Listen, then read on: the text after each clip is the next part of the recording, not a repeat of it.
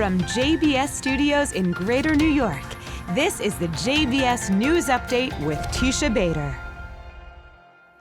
I'm Teisha Bader with the JBS News Update for Friday, October the 28th, 2016.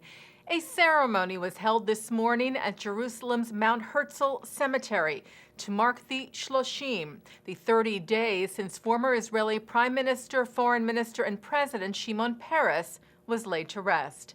Friends, family, and government officials gathered for the traditional unveiling this morning, including Israeli Prime Minister Benjamin Netanyahu and President Reuven Rivlin, who both spoke at the ceremony.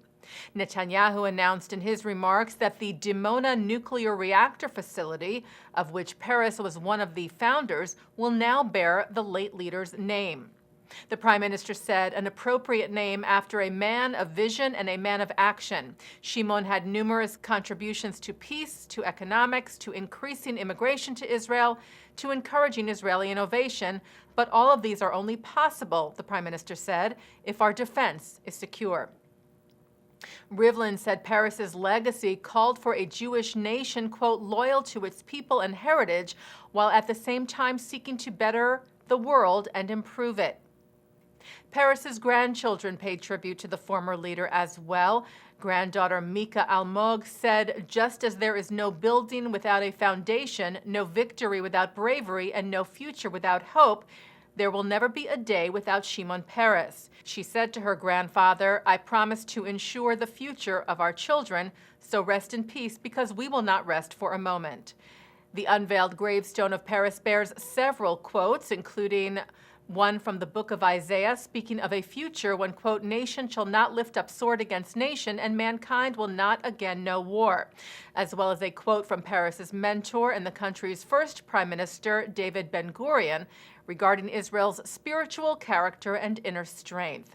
A plaque next to the headstone describes Peres as one of the founding fathers of Israel, which he served his entire life, noting Peres's positions served and achievements, including that he, quote, worked tirelessly to advance peace between Israel and her neighbors and to strengthen tolerance and coexistence within Israeli society. Israeli border police officers arrested a Palestinian man today near the Tomb of the Patriarchs in Hebron. The 23-year-old, said to be from Hebron, had raised suspicions of the troops guarding a checkpoint near the religious site and was questioned, where he was found to be carrying a knife. He reportedly told the officers later that he had planned to carry out an attack. Earlier this week, 2 Palestinian children were detained outside the West Bank settlement of Migdal Oz, also found to be armed with knives. The IDF said the children, quote, admitted to have been sent armed with knives in order to carry out a terror attack. IDF spokesperson Peter Lerner noted that the 2 were just 8 years old.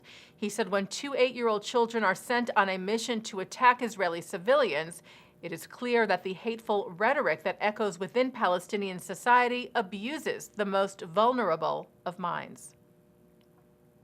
Palestinian Authority President Mahmoud Abbas met yesterday with Hamas leaders in Qatar. Abbas sat down with Hamas chief Khalid Mashal and Hamas leader in Gaza, Ismail Haniyeh, in the capital city of Doha. It was a rare meeting as the Abbas-led Fatah party, which rules over the Palestinians in the West Bank, and terror group Hamas, which controls Gaza, are political rivals.